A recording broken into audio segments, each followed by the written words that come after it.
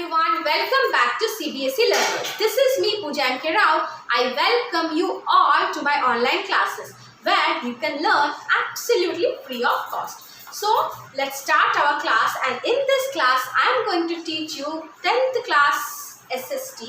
Now we have already started the rise of nationalism in Europe, and I am going to give you the link in the description box, and we have not yet still finished that chapter, but still I thought today that we should start at least one chapter from the geography part. So why not the first chapter, resources and development. So I thought of starting the chapter resources and development. So most of you have read this chapter resources and development in your class 8 syllabus, isn't it? And if not, I have a separate video on that. So if you want, you can check it out, that video, but if you're not, you can follow this video too. Okay, so let's see what is resource and development. And what are resources? First we should know what are actually resources and what is its importance for the development. We are going to read this all in this chapter. Now what are resources? First thing you should know is what are resources. This is the main thing. Okay, and then slowly we will learn that how resources are helping us to develop, whether it is becoming endangered or not, whether it is whether resources are renewable or not, and what is the importance of resources in our life, and if they are going to get extinct, how we can conserve them. Okay, so this is the aim of our chapter, to make us aware of the importance of the resources and how they are helping us to develop. Okay, so first thing, what are resources? Resources are nothing but the substances which satisfy our regular need. Okay, so it satisfies the human need in general. Okay, it can be as it is, or with the help of technology or institution, we can convert that natural resources into man-made resources to help us to satisfy our need. Okay, so we can call that resources, institutions and technologies are interrelated to each other, isn't it? Because sometimes we cannot use the raw materials which we get from the nature, mother nature, isn't it? And we need time, we need technology to modify that resource. Okay, to modify that resource we need technology, and how to use that technology and where to use that technology, isn't it? So we need an institution where we can modify them and we can make it a suitable resource for us, for our surviving, for our survival, isn't it? So we can call that technology, institution. Resources are interrelated to each other. Resources is nothing without technology, isn't it? Suppose let's take wood. Wood, a tree. Tree is a gift of Mother Earth, isn't it? And we get fruits, crops, and we can use it as it is, isn't it? But if we need to use the wood or the timber from the tree we are getting, then we cannot use as it is, isn't it? We have to modify to make furniture from the wood. We need technology to bring out paper, to bring out rubber, isn't it, from the wood. So we need technology, isn't it? So what are resources? First point, resources are the substances which satisfy human needs. Okay, so here they have given in your book one definition, that is everything available in our environment which can be used to satisfy our need. Okay, so the things which are available in our environment which satisfy human need is resources. Okay, and it is technologically accessible.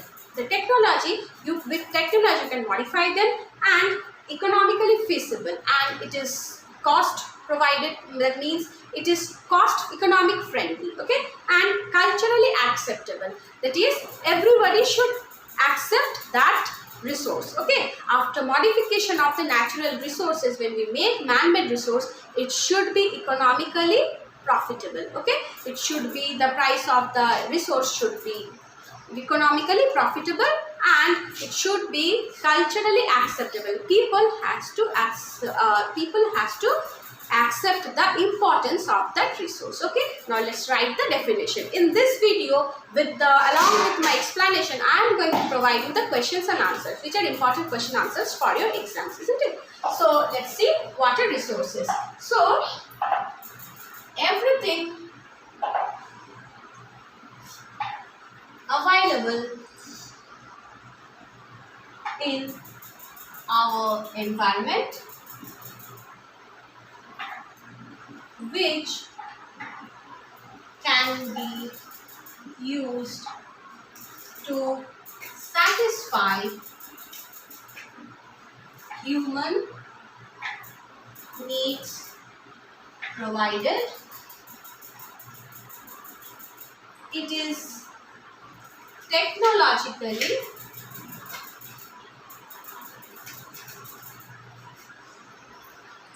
accessible, economically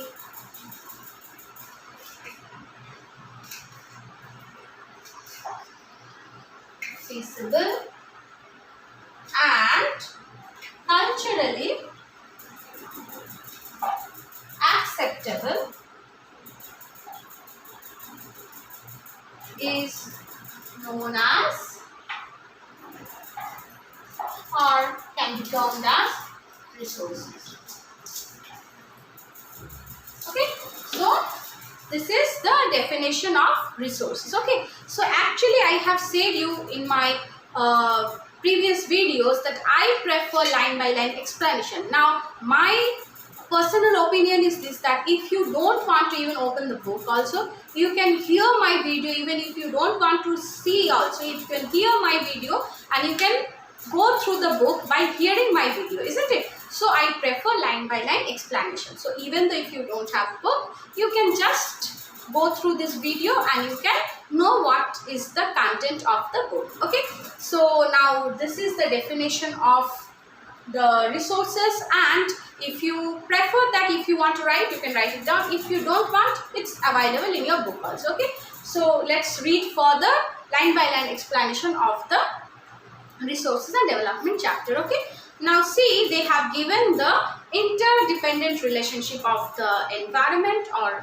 resources or nature plus technology plus institution, which I have just now explained that they are interdependent on each other. Okay, so let's see, the process of transformation of things available in our environment involves interdependent relationship between nature, technology and institution. So just now I have explained you that without technology, without time, without proper institution or proper place to modify the resource, you cannot modify all the resource and you cannot make it eligible for your use, isn't it? So we need technology, we need time, and we need institution, and these resources, institution, technology are interdependent to each other. Okay, and this interdependent relationship in your book has been provided with a triangular diagram. Okay, so let's draw the diagram.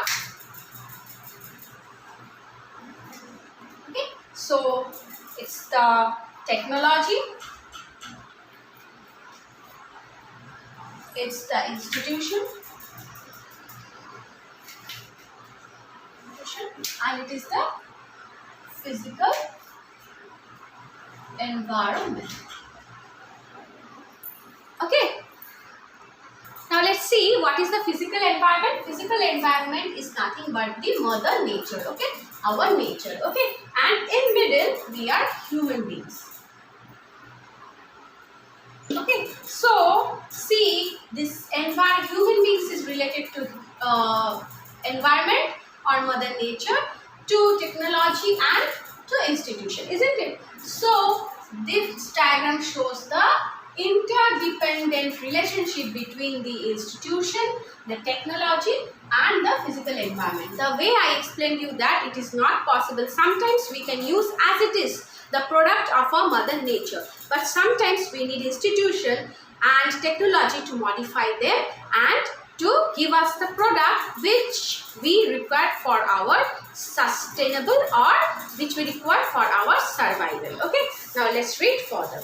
Do you think that resources are free gifts of nature as is assumed by many? So many of us, we think these are free of cost and we can use as much as it is. Okay, they are not. Actually, they are not free gifts. Okay, because if we just simply utilize them, then there won't be any resources available for our future generation, because we are, some resources are renewable, but now because of our excessive use and exploitation, even those resources are also not renewing. Okay, so if we are not taking care of our resources, then it's just going to spoil the nature. Okay, resources are a function of human activities. Human beings themselves are essential components of resources. They transform material available in our environment into resources and use them.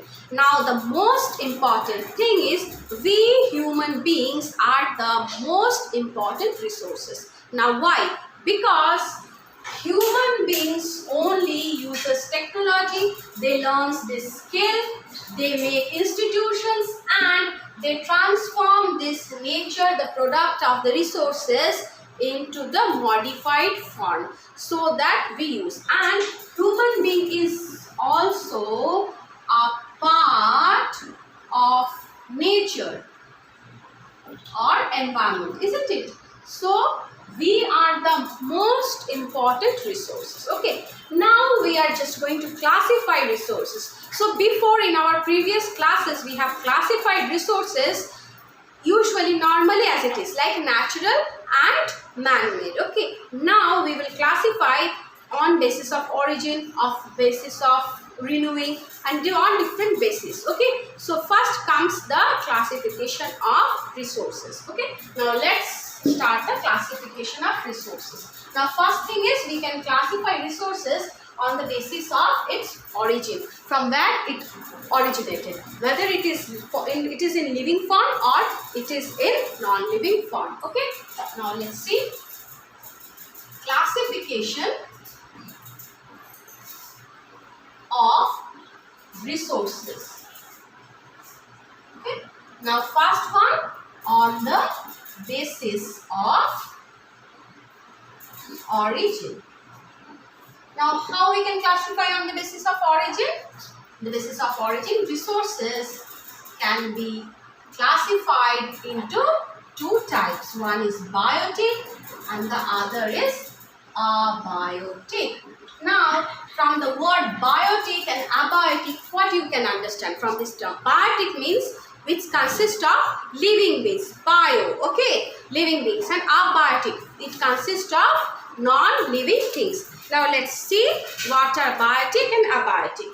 Now resources. Now these are obtained from biosphere and have life such as human beings, flora and fauna. As I have said that we are the most important resources, human beings, isn't it? So we comes under the biotic form of resources. Okay, and on the basis of origin, we are classifying resources into two types, biotic and abiotic. On the basis of origin, biotic resources mean which are having life, which resources are having life, like human beings, animals, flora and fauna, or livestock. Okay, aquamarines, fisheries, etc. Okay, so for example, these are obtained from biosphere. So these are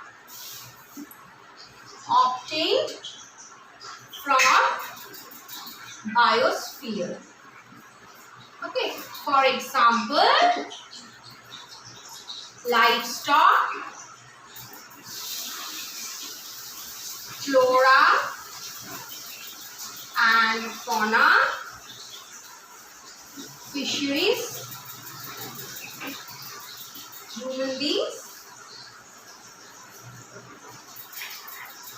etc. Okay, now let's see the abiotic resources. Now what are these abiotic resources? These are the non-living things which are available in the nature. Okay, so all those things which are composed of non-living things are called as abiotic resources. For example, rock, hills, mountains, isn't it? Metals. So abiotic means non-living. Abiotic, non-living. These comprises of the non-living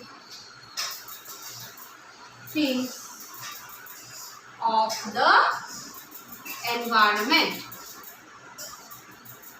For example, rocks and metals.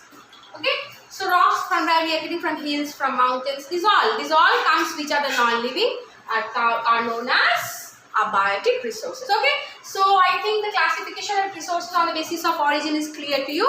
Now let's move on the basis of exhaustibility. Means whether it is exhaustible or whether it is renewable or it's going to exhaust, it's going to complete, it's going to finish. Okay, so let's see classification on the basis of exhaustibility.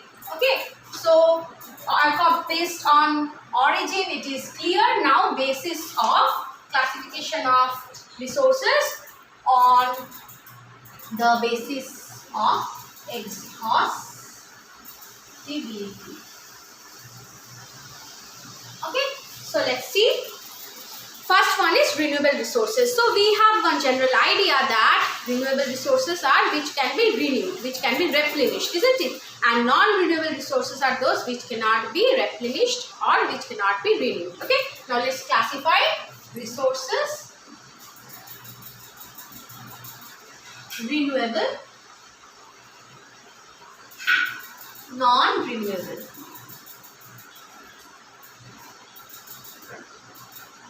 Okay, so renewable are those which can be replenished or can be renewed. Okay, non-renewable are those which cannot be renewed. Okay, now let's read the textbook. Renewable resources. Okay, let me give the examples. So renewable resources are soil, water, etc. Okay, wind. These all are renewable resources. Forest, wildlife, solar, wind energy, etc. Non-renewable resources are for metals, fossil fuels,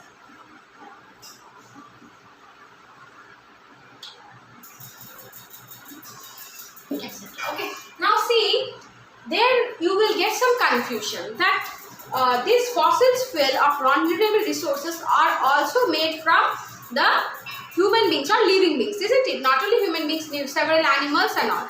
So actually see why these are called non-renewable, because this takes millions of years, which are higher compared to the lifespan of per human being, isn't it? So this takes millions of years to form. It can be billions, millions of years. So it is not easily renewed. So we are calling them as non-renewable resources. But these resources like soil, water, wind, energy, these all can be renewed. Now water can be renewed with the help of water cycle, isn't it? But see, if these renewable resources are also becoming non-renewable nowadays. Why? Because of the excessive amount of pollution, isn't it?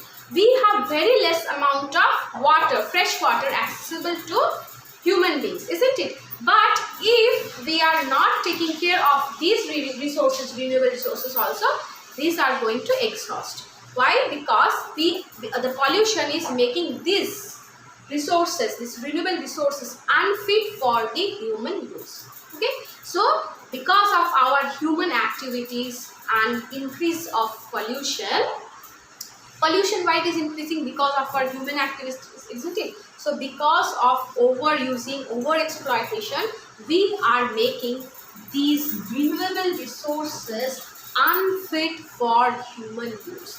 And if we don't balance our need,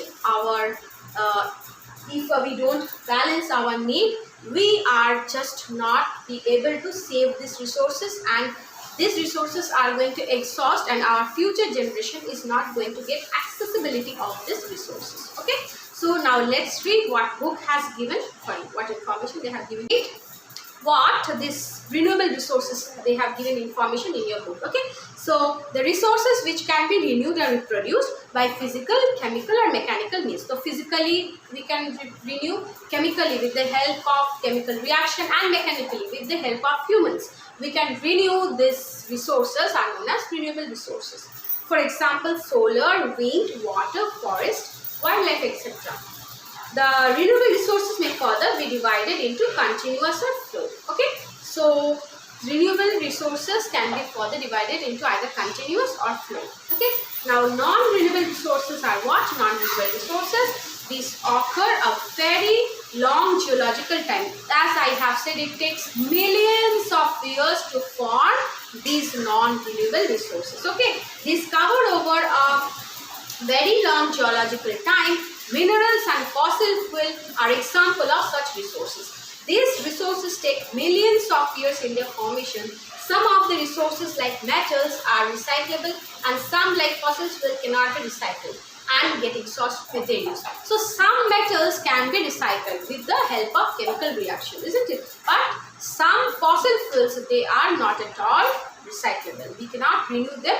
Yes, we can, but it takes millions of years to get recycled, because human beings cannot recycle them except Mother Nature. Mother Nature is having the right to recycle them, isn't it? So, but it will take millions of years to recycle the fossils of fuel. Okay, so let's go further on the basis of ownership. Now, on the basis of ownership, it can be classified into industrial resources, community owned resources, national resources and international resources. Okay, so I think in your previous classes you have read about the private property, that is the individual resources, and you have read about the community property, that is community owned resources. And in this class you are going to read the new two resources, which are national resources and international resources. Okay, so let's see on the basis of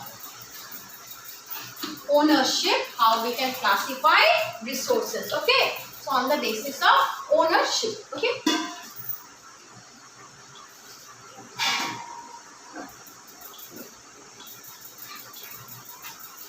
on the basis of ownership. Okay, now let's read, let's classify first resources. First one is individual resources. Individual resources. Okay, and next one is community owned resources. Owned resources. Now the second one is national resources.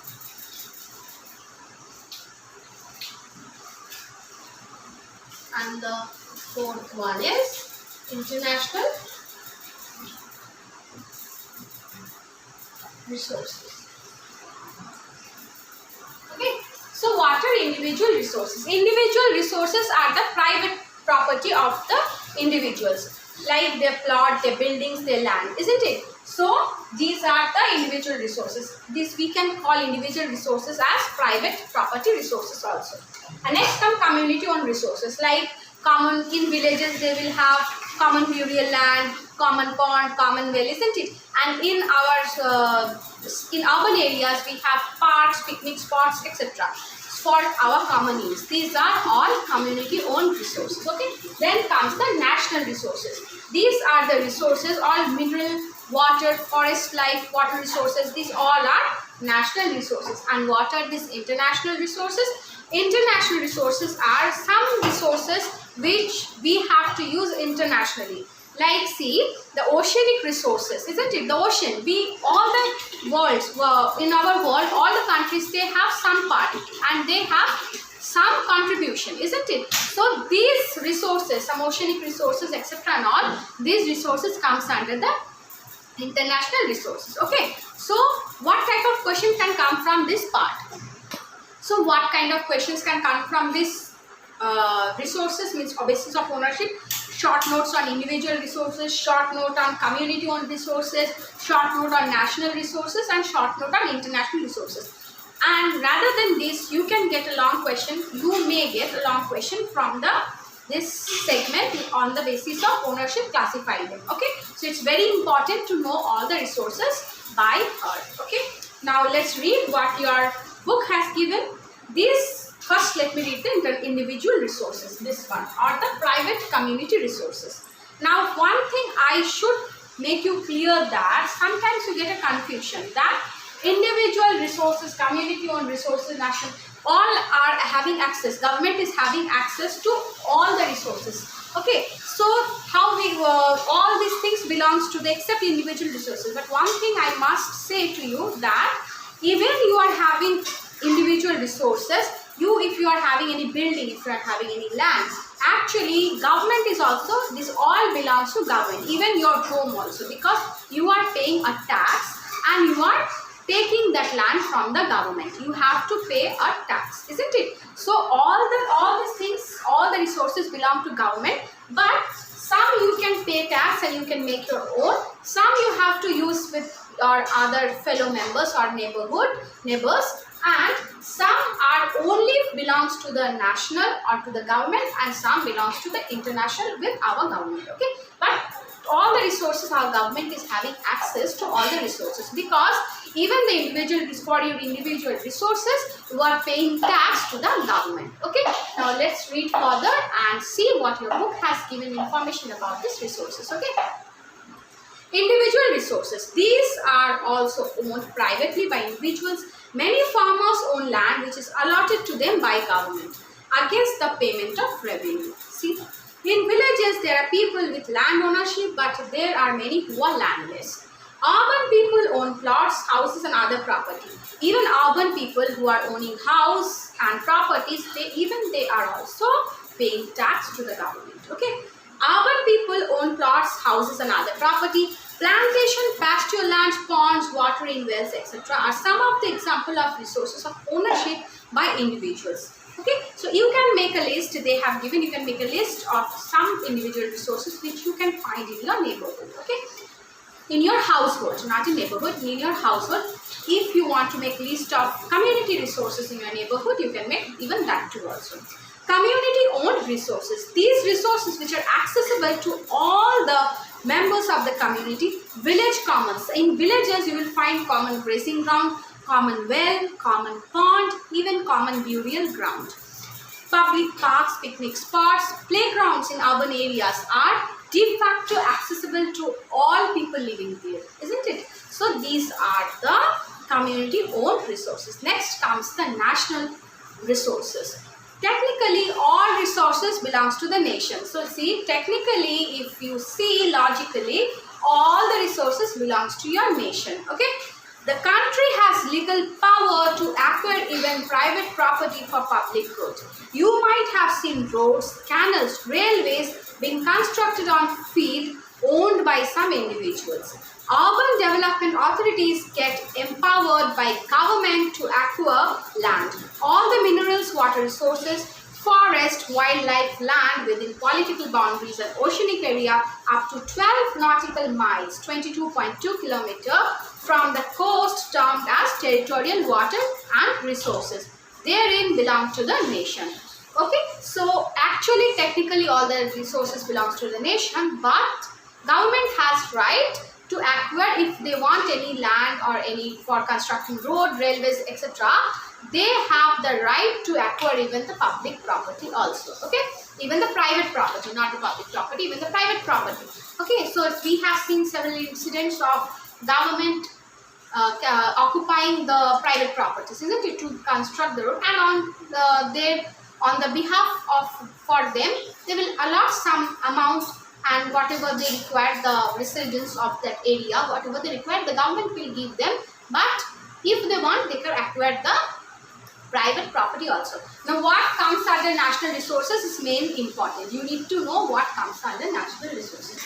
Forest life, forest and wildlife, national parks, wildlife sanctuaries, biosphere reserve, etc. Okay. Now, let's see international resources. International resources, there are international institutions which regulate some resources like oceanic resources beyond 200 nautical miles of the exclusive economic zone belong to open ocean, and no individual country can utilize this without the concurrence of international institutions. Okay, so see, there are several institutions which are taking care of these international resources. Okay, so all these resources, international resources, you cannot use, one country cannot use that without the permission of this institution. Okay, so I hope this three types, means on basis of origin, on the basis of exhaustibility, and on the basis of ownership, resources are clear to you. So next we will read on the basis of status development. Okay, and slowly we will read the development of resources. So I think it will become very lengthy if I will continue this video. So I will prefer to give short small videos so that it will be beneficial for you. Okay, so I hope you like this video. If you like this video, just hit the like button and share with your friends, and follow us definitely for more informational videos like this. Okay, thanks a lot for staying tuned with us, and take care of your health, and bye bye.